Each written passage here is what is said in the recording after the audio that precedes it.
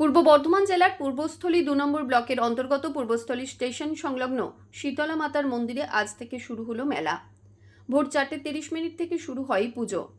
বহু দূর দূরান্ত থেকে পুণ্যার্থীরা আসেন এবং পুজো দেন এখানে। মন্দির চত্বরে পুণ্যার্থীদের উপচে পড়া ভিড় ছিল চোখে পড়ার মতো। মন্দির চত্বরে যাতে কোনো রকম অপ্রীতিকর ঘটনা না ঘটে তার জন্য ছিল কড়া পুলিশি নিরাপত্তা। রয়েছে সিসিটিভির নজরদারিও।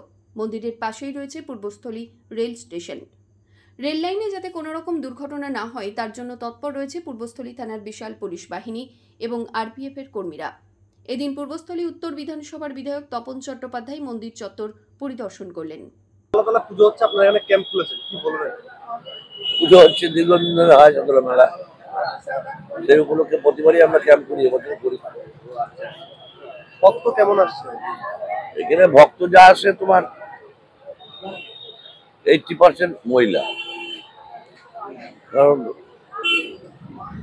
অনেক লোকের পক্ষ হয় এই মাসে তোলা তাকে পুজো দেয়, মানত করে,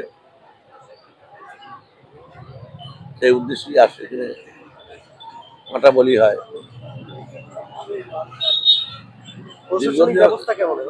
ব্যবস্থা আছে, আরপিএফ আছে, জিআরপি আছে, পূর্বস্থলী থানা আছে, সিভিকরা আছে, আমাদেরও ভলেন্টিয়াররা আছে। সবাই দেখছি যাতে রেল লাইনের পাশে তো যাতে কোনো মানুষ বিপদগ্রস্ত না হয় সেদিকে দেখার দায়িত্ব আমাদের, প্রশাসন আমাদের সবার। রাজকুমার ঘোষের রিপোর্ট, সংবাদ আজকে নিউজ।